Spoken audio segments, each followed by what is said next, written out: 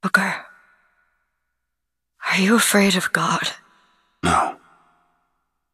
But I'm afraid of you. Hallelujah.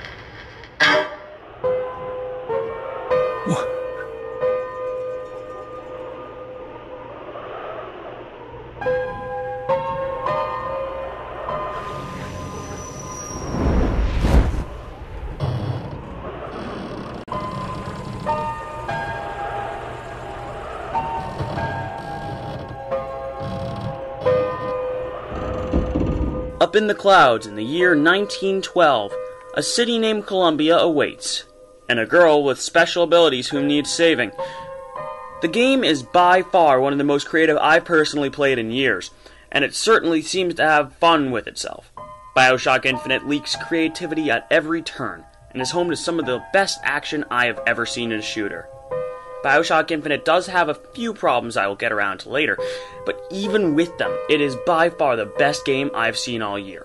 There's a city in the clouds, filled with steampunk technology, a girl who can rip open time and space, as well as a man who's hired to get her out. While the story seems simple, it quickly takes a turn the minute you set foot on Colombia. I won't spoil it for you, as the story is half the game, and an incredibly complex one at that. In fact, the story might be a tad too complex. Take your run over there!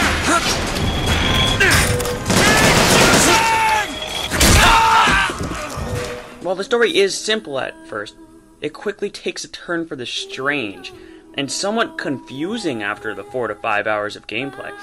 While it certainly is a fantastically intricate story, I was confused enough to have to go to a wiki, subreddit, and numerous forums in order for my brain to sort this whole thing out. And this could be due to all the audio logs that should be small and not important, only clarifying the story, in the first 2 games at least, suddenly becoming necessary to listen to and find out in order to understand what the heck is happening, and wrapping its way around the story.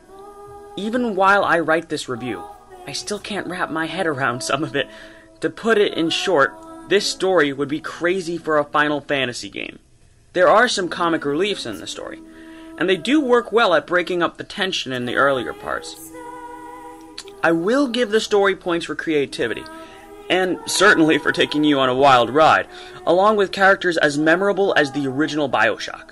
There were some glaring omissions from the story, such as background for any of the heavy hitter enemies such as the Handyman, Boys of Silence, and so forth. Also, speaking of untouched characters, the Songbird, the main antagonist character of the game, or the supposed main antagonist character of the game, is fantastic. His animations convey emotion incredibly, and therefore it is such a shock once you finish the game and realize that Songbird had virtually no purpose than the story to just exist. You never felt close to him, and he never felt like a threat due to all your encounters being pre-scripted cutscenes. In fact, sometimes I forgot the character even existed.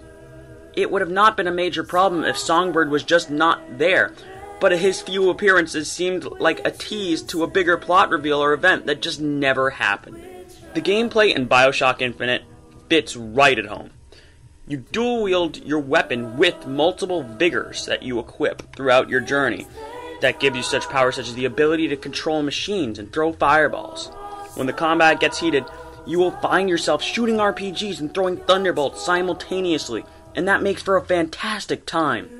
The skylines also add another dimension into the gameplay, allowing for numerous options. Speaking of options, the game also includes Elizabeth's Tears mechanic, allowing for Elizabeth to summon objects that exist in other universes to aid your character, allowing for an infinite, pun intended, number of options in combat. You could choose a railgun or health packs, or even a decoy. And whatever tears are available for you to bring into that area. Elizabeth will also scavenge around for trinkets such as additional health, salts, and your vigors, or money. Sometimes, though in battle, these animations will make you invulnerable to damage, and sometimes the item will fly through walls, taking away some of the immersion. The 4 heavy hitter enemies that I mentioned before, Heavy Handyman, Mechanized Patriots, Boys of Silence, and Siren, it's sad to see the last 2, which are the most creative, only used in one location and then completely forgotten about forever. The game is very immersive, honestly, as much if not more so than the original Bioshock. This could be because of how well it makes the city feel real, to the point where you almost feel that you are there. This is helped by the great music created by Irrational. The music in the game perfectly orchestrates the feeling of the time period, working fantastically with songs from the time period playing on in-game radios as well. Sometimes the songs did overlap. I'm assuming this was a glitch, but it was annoying. Going back to how the game operates, there's also a new navigation finder, similar to the one in Dead Space, and for the matter, it works. That is, of course, unless you happen to be on one of Colombia's many skylines, in which case the line guide does not nearly go far enough, and makes you constantly turn around until you hammer the guide button to the point where the line will finally tell you will drop. The atmosphere of the game is somewhat lacking compared to the first. While I thought the daylight would be unsettling, I soon found the streets of Colombia populated with cannon fodder, thus taking away all atmosphere. At the end of the day, though, this ends up being a Bioshock game only in its gameplay. I was playing the PC version of this game. Even only on high settings, the game looked wonderful.